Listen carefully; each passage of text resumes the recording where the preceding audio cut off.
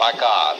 Anyways, Bond and the gang go out for dinner, where Red Grant drugs Tatiana, just leaving Bond and him to get off the train. It's a really interesting scene because if you really listen to the dialogue, you hear that Red Grant orders red wine with fish, and if you know anything about wine, that's bullcrap, so Bond gets a little sense of that and gets a little weary. Red Grant does some really suspicious things, and I don't buy that Bond would actually believe Red Grant is Captain Nash. Bond is smarter than that. You would think he would be more on his toes. The dialogue between the two, though, in this scene is great. I hear people complain that Red Grant just pours this information on Bond for the sake of the audience, but I actually believe that Grant is sort of bragging to Bond that Spectre's smarter than MI6. Either way, I like it and I think it's effective. Is it just me, or do whenever you guys see the scene of Bond buying a cigarette, do you guys think of this? I'd buy that for $1. No, just me watching way too many movies in my spare time. Fine.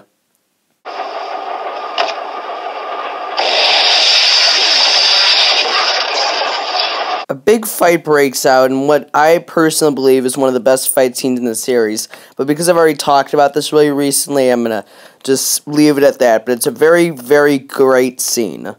Bond, Tatiana, and the Lecter escape the train when Bond gets into a fight with a helicopter. I really like the helicopter fight Bond has. I like how it incorporates the Q branch sniper, and I think it's very well filmed. This is the first time I've ever seen a film where someone shoots the assassin in the helicopter in the arms, which in turn causes the helicopter to crash. Yep, From Russia with Love is bragging rights. I don't know, it kind of reminds me of another film, though. Oops, sorry, 25 years from now. Anyways, I do kind of hate how many times the helicopter explodes in a row. I mean, Jesus, it explodes like 4 times. That's 1. Wait for it, that's 2. I mean, it's ridiculous. 3 and 4. Yes. Number 1. Our rules are very simple. If you fail. Back on HMS Spectre, Kronstein gets killed by General Gogol. And thank you, General Gogol, for killing Kronstein. No one liked him. I know that's not Gogol, don't get pissy at me. Question though, is that the same actor? Because they look identical. Here, take the wheel. This way, please. Just isn't your day, is it? So Bond starts talking some horse shite about going to Venice when Spectre gives one last gas effort to try to get him, chasing him with boats in a really cool scene till gasoline tanks are dropped, which takes a lot of the realism out of this movie. Basically what happens is Bond drops a lot of gasoline tanks, and, well, here, I'll let you watch.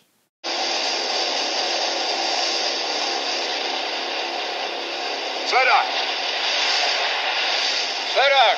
Slow down, old boat. That has got to be the dumbest judgment from any character, whether it be good or bad, in the entire series. Why would you stop in front of a tank of gasoline when... I mean, okay, first of all, the only way he could get away is if he has enough fuel, correct? So if he drops all of his fuel, which is flammable, why would you stop next to it? And besides, look at Connery's line. He's being a dick. There's a saying in England, where there's smoke, there's fire.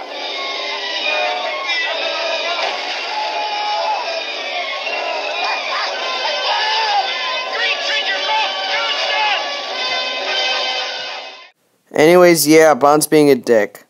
Anyways, Bond and Tatiana arrive back in Venice when Rosa Klebb comes back to have one last shot at Bond. I think this is a very, very well done scene, solely because they don't zoom in on her immediately. The first time I ever saw this film, I didn't realize that was her. I actually forgot who she was, but I think it's very interesting that they decided to go that route. They easily could have just done like a cut shot of zooming in on her. I think it was very well done.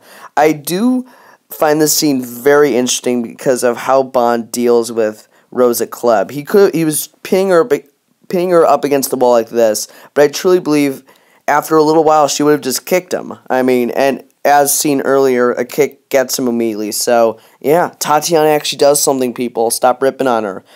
At the end of the movie, we see Bond looking at the sex tape, which kind of doesn't make sense as to how he got it, but yeah. I'm surprised he didn't watch it, seeing as how perverted he has been over the series, but who am I to judge? And that is From Russia with Love, an absolutely amazing film. You haunted me so.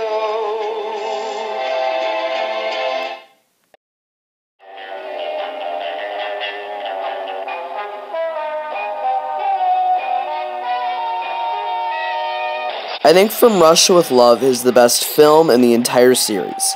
If this was not a Bond film, I think it would be labeled as one of the great films of the 60s.